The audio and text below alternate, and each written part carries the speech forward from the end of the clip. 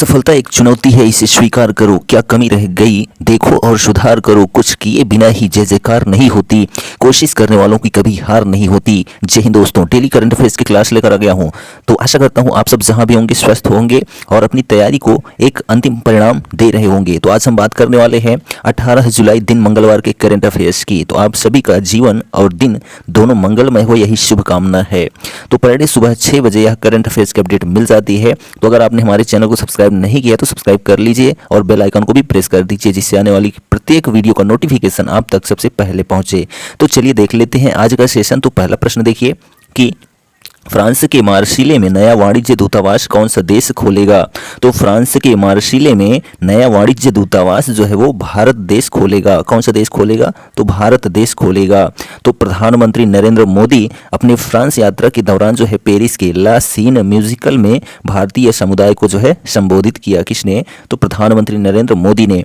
प्रधानमंत्री नरेंद्र मोदी को जो है 13 जुलाई 2023 को फ्रांस गणराज्य के राष्ट्रपति इमैनुअल मैक्रों द्वारा जो है फ्रांस के सर्वोच्च पुरस्कार grand cross of the legion of honour से सम्मानित भी किया गया। किसको? तो प्रधानमंत्री नरेंद्र मोदी को।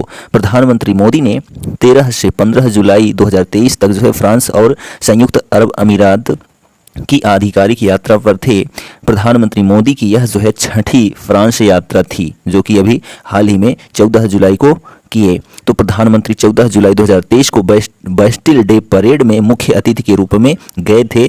इस परेड में जो है तीनों सेनाओं के भारतीय सशस्त्र बलों का एक दस्ता भी जो है भाग लिया था। इस वर्ष जो है भारत फ्रांस रणनीतिक साझेदारी की 25वीं वर्षगांठ भी रही थी। ठीक, तो ये सभी बिंदु आप याद रखेंगे। चलिए बात करते हैं नेक्स्ट क्वेश्चन की। सेकंड नंबर है कि विश्व भारोत्तोलन चैंपियनशिप में भारत के दल का नेतृत्व कौन करेंगी। तो विश्व भारोत्तोलन चैंपियनशिप में भारत के दल का नेतृत्व जो है वो मीराबाई चानू करेंगी। कौन करेंगी? तो मीराबाई चानू। तो सऊदी अरब के रियाद में जो है 4 से 17 सितंबर तक होने वाली आगामी विश्व भारोत्तोलन चैंपियनशिप 2023 में 2 बार की पदक विजेता मीराबाई चानू एक बार फिर से भारतीय चुनौती का नेतृत्व करेंगी। कौन? मीराबाई चानू। इसके अलावा कॉमनवेल्थ गेम्स 2021 की स्वर्ण पदक विजेता बिंदिया रानी देवी जो कि 55 केजी में, और अचिंता सेवली जो कि 73 केजी में, शुभम टोडरकर जो कि 61 किग्रा में, और जो है मौजूदा national championship Narayan Ajit 73 KG में भी जो है 5 सदस्यीय भारतीय टीम में शामिल हैं। ठीक है, तो मीराबाई चानू के साथ जो है ये सभी भी शामिल हैं। किस में? तो विश्व भारोत्तोलन चैंपियनशिप में, जो कि 4 से 17 सितंबर तक आयोजित होगी। कहां पर? तो सऊदी अरब के रियाद में। ठीक, चलिए नेक्स्ट इसमें बात कर लेते हैं थोड़ा। तो यह प्रतियोगिता जो है पेरिस 2024 ओलंपिक खेल के लिए क्वालिफाइंग इवेंट का काम करेगी।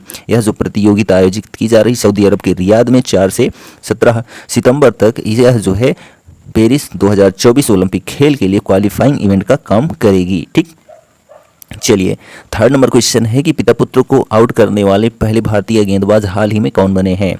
तो पिता पुत्र को आउट करने वाले पहले भारतीय गेंदबाज जो है वो रविंद्र चंद्र अश्विन बने हैं। कौन बने हैं?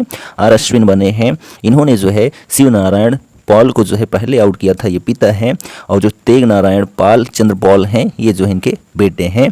तो इनके बेटे को जो है हाल ही में आउट किया है, और शिव नारायण चंद्र पाल को इससे पहले ही आउट किया था। और रविंद्र चंद्र अश्विन जो है वो भारत के दूसरे ऐसे बॉलर हैं, ठीक है, जिन्होंने सबसे ज़्यादा विकेट लिया है, 709 विकेट। ठीक, चलिए, और 2 विकेट जो है ज़्यादा हैं किससे? हरभजन सिंह से। तो ऑफ स्पिनर रविंद्र चंद्र अश्विन ने 12 जुलाई को डोमिनिका में भारत और वेस्टइंडीज के बीच खेले जा रहे पहले टेस्ट मैच के पहले दिन ही पिता और पुत्र दोनों के विकेट लेने की अनूठी उपलब्धि हासिल की है। किसने? तो आर अश्विन ने। ठीक, तो तमिलनाडु के इस 36 वर्षीय क्रिकेटर ने पारी के 13वें ओवर में वेस्टइंडीज के सलामी बल्लेबाज और पूर्व महान बल्लेबाज शिव नारायण चंद्र पॉल के बेटे तगे नारायण चंद्र पॉल को जो है आउट किया है। ठीक है, और अश्विन ने टेस्ट मैचों में शिव नारायण चंद्र पॉल को जो है 4 बार आउट किया है, जिसमें नवंबर 2013 में जो है वानखेड़े स्टेडियम में सचिन तेंदुलकर का अंतिम अंतर्राष्ट्रीय मैच भी शामिल है। ठीक, चलिए नेक्स्ट क्वेश्चन है 4th नंबर की इंडिया मोबाइल कांग्रेस का 7वां संस्करण कब आयोजित होगा। तो इंडिया मोबाइल कांग्रेस का 7वां संस्करण जो है वो 27 से 29 अक्टूबर तक आयोजित होगा। कब? 27 से 29 अक्टूबर तक। दूरसंचार विभाग यानी कि डीओटी और cellular operators association of India India mobile Congress के यानी कि आईएमसी के 7वें संस्करण की मेज़बानी करेगा। ठीक है, नई दिल्ली के प्रगति मैदान में होने वाले आईएमसी 2023 के लिए इस साल की जो थीम है ग्लोबल डिजिटल इनोवेशन है। क्या है? ग्लोबल डिजिटल इनोवेशन जो है 2023 की थीम है। किसकी? आईएमसी 2023 की इंडिया मोबाइल कांग्रेस की 7वें संस्करण की थीम है। ठीक, तो सबसे पहला जो संस्करण हुआ था इंडिया मोबाइल कांग्रेस का वह जो है 2017 में आयोजित किया गया था। ठीक है, चलिए नेक्स्ट क्वेश्चन है 5th नंबर कि हाल ही में शिकायत निवारण सूचकांक में शीर्ष स्थान पर कौन सा राज्य रहा है? तो हाल ही में शिकायत निवारण सूचकांक में शीर्ष स्थान पर जो है वो सिक्किम राज्य रहा है। कौन सा राज्य? सिक्किम राज्य। इसकी कैपिटल जो है गंगटोक है। ठीक, और मुख्यमंत्री प्रेम सिंह तमांग हैं और राज्यपाल जो है लक्ष्मण प्रसाद हैं वर्तमान में। और क्षेत्रफल की दृष्टि से जनसंख्या की दृष्टि से सबसे छोटा राज्य सिक्किम ही है। ठीक, और क्षेत्रफल की दृष्टि से सबसे छोटा राज्य जो है वो गोवा है। बड़े राज्यों में शीर्ष स्थान जो है किसका रहा है? तो उत्तर प्रदेश का रहा है। किसमें? तो शिकायत निवारण सूचकांक में। ठीक, जहां के मुख्यमंत्री योगी आदित्यनाथ और राज्यपाल आनंदीबेन पटेल हैं। नेक्स्ट प्रश्न है, और उत्तर प्रदेश जो है वो सबसे ज़्यादा जनसंख्या वाला राज्य भी है भारत का। नेक्स्ट क्वेश्चन है कि बांग्लादेश पावर डेवलपमेंट बोर्ड के साथ हुए बिजली खरीद समझौते के तहत बिजली की आपूर्ति करने के लिए अडानी समूह ने देश की पहली अंतर्राष्ट्रीय बिजली परियोजना की शुरुआत कहाँ की है? तो बांग्लादेश पावर डेवलपमेंट बोर्ड के साथ हुए बिजली खरीद समझौते के तहत बिजली की आपूर्ति करने के लिए अडानी समूह ने देश की पहली अंतर्राष्ट्रीय बिजली परियोजना की शुरुआत जो है गोड्डा झारखंड से की है। कहाँ से? गोड्डा झारखंड से। ठीक है, गोड्डा में जो है 1600 मेगावाट की क्षमता का थर्मल पावर प्लांट स्थापित किया गया है। ठीक, और बात करते हैं अडानी ग्रुप की, इसकी स्थापना 1988 में हुई थी और मुख्यालय अहमदाबाद गुजरात में स्थित है। और इसके जो फाउंडर हैं वो गौतम अडानी है। कौन है? गौतम अडानी। ठीक, नेक्स्ट क्वेश्चन है 7 नंबर, नोवाक जोकोविच को हराकर विंबलडन 2023 पुरुष एकल खिताब पहली बार जो है किसने जीता है? तो नोवाक जोकोविच को हराकर जो है विंबलडन 2023 पुरुष एकल खिताब पहली बार कार्लोस अल्कराज ने जीता है। किसने? कार्लोस अल्कराज ने, जो कि स्पेन के हैं। ठीक है, तो कार्लोस अल्कराज ने फाइनल में 4 बार के गत चैंपियनशिप विजेता नोवाक जोकोविच को जो है 1-6, 7-6, 6-1, 3-6 और 6-4 से हराकर 2023 विंबलडन चैंपियनशिप में सज्जन एकल टेनिस खिताब जीता है। किसने? तो कार्लोस अल्कराज, जो कि स्पेन के हैं। यह उनका पहला विंबलडन खिताब और कुल मिलाकर दूसरा प्रमुख एकल खिताब था। किसका? तो अल्कराज का। ठीक, विंबलडन चैंपियनशिप 2023 एक ग्रैंड स्लैम टेनिस टूर्नामेंट है जो विंबलडन, लंदन, यूनाइटेड किंगडम में ऑल इंग्लैंड लॉन टेनिस और क्रिकेट क्लब में होता है। ठीक, और स्पेन की बात करते हैं तो स्पेन की कैपिटल जो है वो मैड्रिड है और जो करेंसी है वो यूरो है। वो प्रधानमंत्री पेड्रो सांचेज हैं। कहाँ के? तो जो है स्पेन के।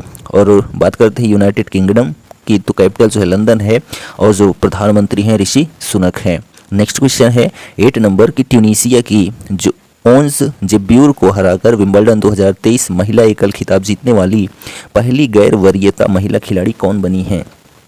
तो ट्यूनीसिया की ओन्स जेब्यूर को हराकर विंबलडन 2023 महिला एकल खिताब जीतने वाली पहली गैर वरीयता महिला खिलाड़ी जो है वो मार्केटा वोंड्रोसोवा बनी है। कौन बनी है? मार्केटा वोंड्रोसोवा बनी है, जो कि चेक गणराज्य की हैं। ठीक है, उन्होंने जो है फाइनल में पिछले साल की उपविजेता ओन्स जाबेउर को जो है 6-4 और 6-4 से हराया है। किसने? तो मार्केटा वोंड्रोसोवा ने। मार्केटा वोंड्रोसोवा ओपन एरा में ऐसा करने वाली पहली गैर वरीयता प्राप्त खिलाड़ी हैं। ठीक, चलिए इसमें बात करते हैं हम चेक गणराज्य की। तो चेक गणराज्य की जो राजधानी है प्राग है। ठीक, और जो करेंसी है वो कोरोना है और प्रधानमंत्री पेट्र फियाला हैं। कौन है? पेट्र फियाला जो है वो चेक गणराज्य के प्रधानमंत्री हैं। 9 नंबर क्वेश्चन है कि भारत और मंगोलिया सेना के बीच नोमैडिक एलिफेंट 2023 अभ्यास का 15वां संस्करण कहाँ आयोजित हुआ है?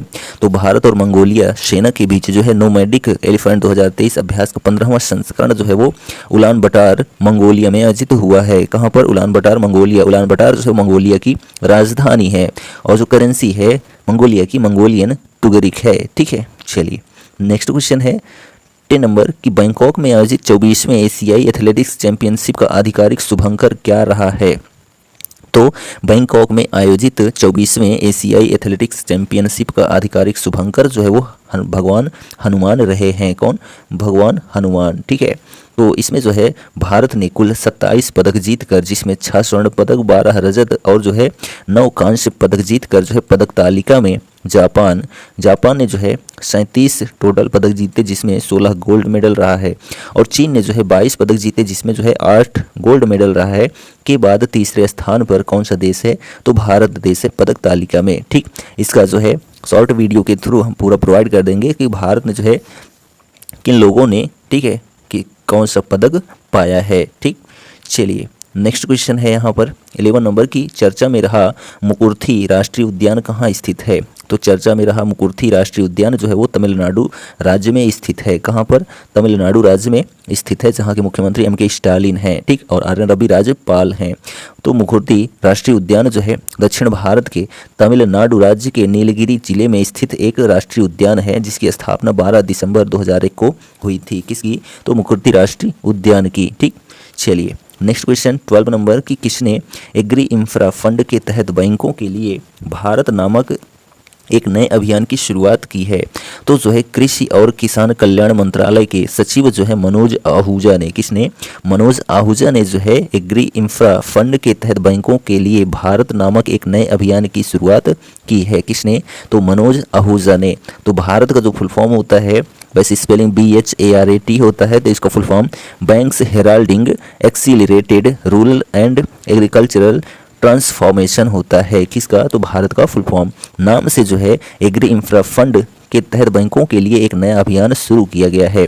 यह अभियान 7200 करोड़ रुपए जुटाने के लक्ष्य के साथ 15 जुलाई 2023 से 15 अगस्त 2023 तक एक महीने तक चलेगा। क्या? भारत अभियान। ठीक, और बात करते हैं एग्री इंफ्रा फंड योजना की, तो यह जो है वित्त वर्ष 2020 से वित्त वर्ष 2032 तक कुल 10 वर्षों के लिए शुरू की गई योजना है। ठीक है, कौन सी? तो एग्री इंफ्रा फंड योजना। ठीक है, वैसे यहाँ पर 2022 से होना चाहिए। ठीक, चलिए नेक्स्ट क्वेश्चन है 13 नंबर की, 19वें एशियाई खेलों में भारत की पुरुष क्रिकेट टीम के कप्तान के रूप में किसे नियुक्त किया गया है?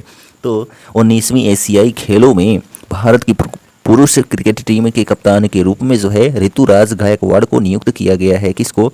ऋतुराज गायकवाड़ को जो है कप्तान नियुक्त किया गया है। एशियाई खेलों का आयोजन जो है 19 सितंबर से लेकर 8 अक्टूबर 2023 तक चलेगा, जिसमें पुरुष क्रिकेट टीम प्रतियोगिता T20 प्रारूप में 28 सितंबर से 8 अक्टूबर तक Zhejiang university of technology pig Feng cricket field में आयोजित की जाएगी। कहाँ पर? तो Zhejiang university of technology ping Feng cricket field में आयोजित होगी। क्या? T20 प्रारूप में 28 सितंबर से जो है 8 अक्टूबर तक, जो कि 19वीं एशियाई क्रिकेट खेल होगा। ठीक है, चलिए इसमें बात करते हैं BCCI की, क्योंकि इस जो टीम का चयन किया गया किसके द्वारा? तो BCCI के द्वारा। इसका full form board of control for cricket in India होता है, जिसकी स्थापना दिसंबर 1928 में हुई थी। मुख्यालय मुंबई में स्थित है, और जो प्रेसिडेंट हैं किसके? BCCI के रोजर बिन्नी हैं वर्तमान में। ठीक, चलिए नेक्स्ट क्वेश्चन है 14 नंबर कि भारत ने किस देश में आयोजित world deaf youth badminton championship में कुल 9 पदक जीते हैं? तो भारत ने जो है ब्राज़ील देश में आयोजित, कहाँ पर? ब्राज़ील देश में आयोजित जो है world deaf youth badminton championship में कुल 9 पदक जीते हैं। किसने? तो भारत ने। तो ब्राज़ील की जो राजधानी है वो ब्राज़ीलिया है, और जो करेंसी है वो रियाल है। ठीक, चलिए 15 नंबर क्वेश्चन है, किसके द्वारा भारत चीन सीमा पर सीमावर्ती गाँव में मुफ्त Doordarshan DTH direct to home प्रदान किया जाएगा? तो केंद्र सरकार के द्वारा। किसके द्वारा? केंद्र सरकार के द्वारा जो है भारत चीन सीमा पर जो है सीमावर्ती गांव में मुफ्त दूरदर्शन DTH प्रदान किया जाएगा। ठीक, तो भारत चीन के साथ जो है 3488 किलोमीटर लंबी सीमा जो है साझा करता है। ये सीमा जम्मू कश्मीर, हिमाचल प्रदेश, उत्तराखंड, सिक्किम और अरुणाचल प्रदेश से होकर गुजरती है। भारत और चीन के बीच की जो सीमा है उसको मैकमोहन रेखा बोलते हैं। कौन सी रेखा? मैकमोहन रेखा बोलते हैं भारत और चीन सीमा के बीच की रेखा। और भारत और पाकिस्तान के बीच की रेखा को रेड क्लिफ रेखा बोलते हैं। ठीक, चलिए नेक्स्ट क्वेश्चन है 16 नंबर कि भारत ने यूपीआई यानी कि यूनिफाइड पेमेंट्स इंटरफेस को किस देश के आईपीपी यानी कि इंस्टेंट पेमेंट प्लेटफॉर्म से जोड़ने के लिए एक एमओयू यानी कि मेमोरेंडम ऑफ अंडरस्टैंडिंग यानी समझौते ज्ञापन पर हस्ताक्षर किया है। तो भारत ने यूपीआई जो है को संयुक्त अरब अमीरात देश के, ठीक है, भारत ने यूपीआई देश को संयुक्त अरब अमीरात देश के आईपीपी से जोड़ने के लिए एक समझौते ज्ञापन पर हस्ताक्षर किया है। किसने? तो भारत ने। नेक्स्ट प्रश्न है कि किस कंपनी को गोल्डन पीकॉक पर्यावरण प्रबंधन पुरस्कार 2023 से सम्मानित किया गया है? तो अडानी ट्रांसमिशन लिमिटेड को। किसको? तो अडानी ट्रांसमिशन लिमिटेड को जो है गोल्डन पीकॉक पर्यावरण प्रबंधन पुरस्कार 2023 से सम्मानित किया गया है। ठीक, तो अडानी ट्रांसमिशन लिमिटेड की स्थापना 9 दिसंबर 2013 को हुई थी। मुख्यालय जो है अहमदाबाद गुजरात में स्थित है। ठीक, और जो सीईओ हैं अनिल कुमार सरदाना हैं। कौन है? अनिल कुमार सरदाना जो है वो सीईओ हैं अडानी ट्रांसमिशन लिमिटेड के। और जो फाउंडर हैं, ठीक है, अडानी ट्रांसमिशन लिमिटेड के, वो जो है गौतम अडानी है। ठीक, चलिए 18 नंबर क्वेश्चन है कि हाल ही में किस राज्य ने औद्योगिक क्षेत्र को बढ़ावा देने के लिए प्रोत्साहन पैकेज की घोषणा की है? तो हाल ही में जो है छत्तीसगढ़ राज्य ने, किसने? छत्तीसगढ़ राज्य ने जो है औद्योगिक क्षेत्र को बढ़ावा देने के लिए प्रोत्साहन पैकेज की घोषणा की है। ठीक, चलिए नेक्स्ट क्वेश्चन है और लास्ट क्वेश्चन है कि प्रत्येक वर्ष 18 जुलाई को कौन सा दिवस मनाया जाता है? तो प्रत्येक वर्ष 18 जुलाई को जो है वो अंतर्राष्ट्रीय नेल्सन मंडेला दिवस मनाया जाता है। क्या मनाया जाता है? अंतर्राष्ट्रीय नेल्सन मंडेला दिवस प्रतिवर्ष 18 जुलाई को मनाया जाता है। दुनिया भर में जिस प्रकार राष्ट्रपिता महात्मा गांधी को सम्मान दिया जाता है, उसी प्रकार दक्षिण अफ्रीका के पहले अश्वेत राष्ट्रपति नेल्सन मंडेला को भी सम्मान दिया गया है। ठीक है, इसलिए 18 जुलाई को प्रतिवर्ष उनकी जयंती को अंतर्राष्ट्रीय नेल्सन मंडेला दिवस के रूप में मनाया जाता है। यह जो है अश्वेतों के लिए जो है लड़ाई लड़े थे। ठीक है, चलिए इसमें और जान लेते हैं। तो नवंबर 2009 में संयुक्त राष्ट्र द्वारा आधिकारिक तौर पर यह दिन निर्धारित किया गया था कि मंडेला दिवस का पहली बार जो है 18 जुलाई 2010 को मनाया गया था। ठीक है, और नेल्सन मंडेला और फ्रेडरिक विलियम डी क्लार्क को 1993 में संयुक्त रूप से नोबेल शांति पुरस्कार से भी सम्मानित किया गया था। रंग भेद शासन की शांतिपूर्ण समाप्ति के लिए उनके काम के लिए जो है नोबेल शांति पुरस्कार प्रदान किया गया था 1993 में। ठीक है, तो यह सभी फैक्ट आप याद रखेंगे। तो यह जो हमारा 18 जुलाई का जो सेशन है और एक नए लोकतांत्रिक दक्षिण अफ्रीका की नींव रखने के लिए जो है शांति पुरस्कार दिया गया था। तो यह 18 जुलाई का सेशन कंप्लीट होता है। वीडियो कैसा लगा कमेंट करके जरूर बताइएगा और चैनल पर पहली बार आए तो चैनल को सब्सक्राइब करना ना भूलिएगा। तो मिलते हैं नेक्स्ट वीडियो में, तब तक लिए जय हिंद।